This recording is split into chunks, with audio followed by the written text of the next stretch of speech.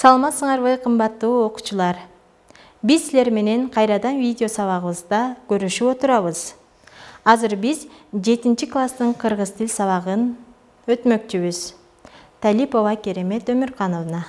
Бүгүнкү сабагыбызда балдар биз бөлүкчөлөрдүн маанисине карай көнүгүү иштөө жүргүзөбүз. Демек, бүгүнкү сабактын темасы көнүгүү иштөө.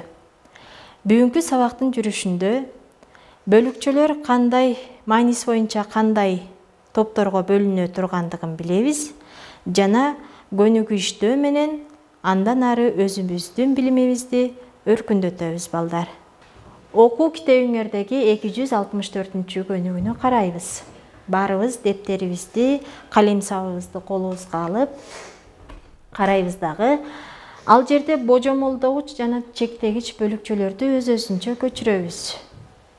Менин турмушумда эң зор жаз ошондо болдуго.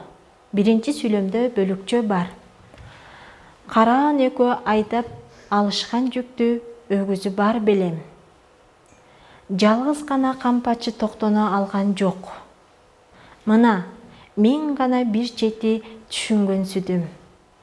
Эми муну күмүш айтканда сатарды көргөндө гана эсине түшүрдү. Бул көнүгүүдөгү божомолдогуч жана чектегич бөлүкчөлөрдү өз-өзүнчө көчүрүп жазабыз балдар. Силер жазып бүттүңөр, балдар, азаматсыңар. Демек, божомолдогуч бөлүкчө го, белем, бейим, белем. Жогорудагы көнүгүүдөгү божомолдогуч бөлүкчөлөрүбүз. Чектегич бөлүкчө бул гана. Азаматсыңар, туура таптыңар. Андан кийинки көнүгүүбүз 265 көнүгүү. Барыбыз сулуу, ирээттүү, боёбой, таза жазабыз дагы бөлүкчөлөрдү таап, маанисине карай аныктайбыз. Эсиңерге сала кетсем, бөлүкчөлөр маанисине карай 8ге бөлүнөт.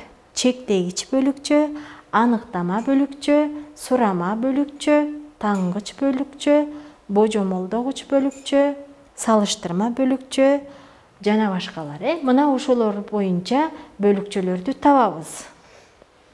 Кыргыз Республикасында жашаган элдердин достугу эч бузулбайт. Биздин элдин маданиятынын өсүшү башка өлкөлөрдөн эч калышпайт. Чогулуш кечки саат 5ке чейин бүтөт, Концертке келесиңби, ыя? Ооба, менин да оюм ошондой.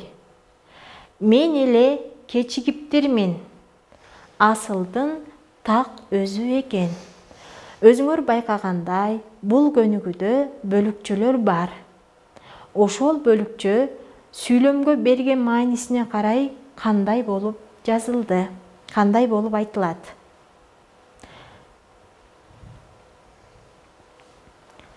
Жазып бүттүк, Демек, бул жогорудагы көнүгүүдөгү бөлүкчөлөрүбүз эч, ыя, ооба, эле, так.